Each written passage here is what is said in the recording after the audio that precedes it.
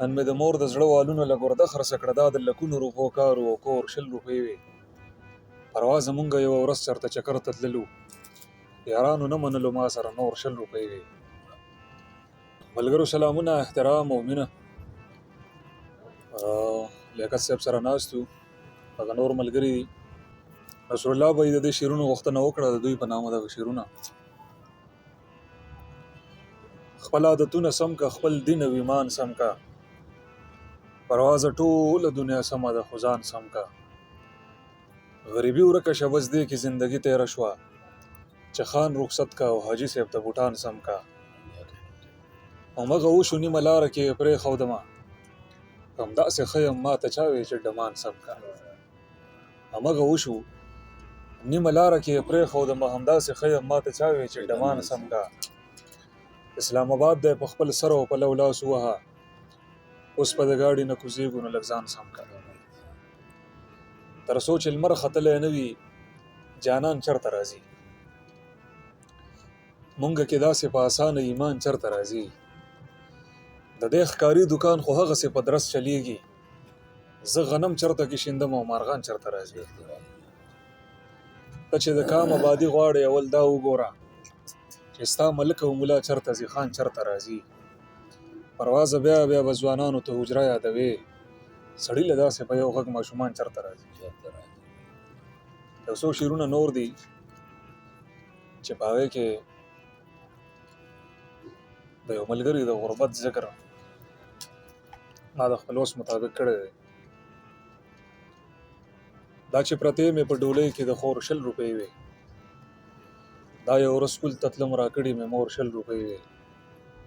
مزدور لیکلي وو چې خویندو مې بنګړي غوښتي وو، بې خودکشۍ را سره هېڅ نه وو نور 100 روپۍ وې. اوس مې هم یاد شي چې وړومبۍ دیاړي مې کور ته راوړه، رانه اخیستې پکې خویندو په زور 100 روپۍ وې. اوس مې هم یاد شي چې وړومبۍ دیاړي مې کور ته راوړه، رانه اخیستې پکې خویندو په زور 100 روپۍ وې. نن مې د مور د زړه والونو له ګرده خرڅه کړه، دا د لکونو روپو کار و کور 100 روپۍ وې. نن مې د مور د زړه والونو له ګرده خرڅه کړه، دا د لکونو روپو کار و کور 100 روپۍ وې. پروا زمونږ یوه ورځ چرته چکر ته تللو، یارانو نه منلو ما سره نور 100 روپۍ وې. هغه چاته ضرورت کې مې سا ورکړه، هم په ما هغه قیامت کې مې سا ورکړه. ځان مې وسپاره د مور په غېږ کې خدای ته، اوس په څه کېږي جنت کې مې سا ورکړه.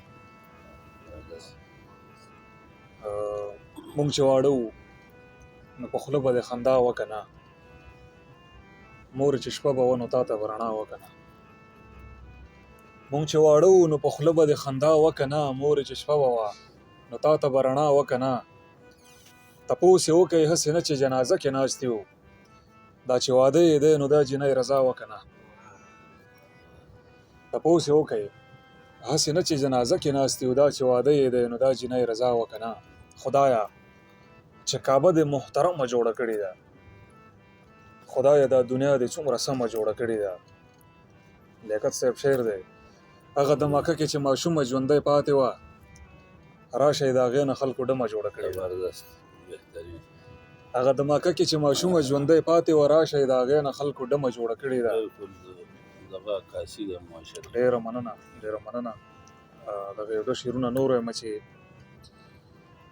لاس مې ورکړی که مې لاس ته محبت اخیستی، اوس خپله وینه څکمه اوس مې دا عادت اخیستی. زه خپله مور کعبې ته وړم خلک خپل ځان رسوي، خلک جنت په سر راخیستی او ما جنت اخیستی. ډېره زیاته مننه، مهرباني.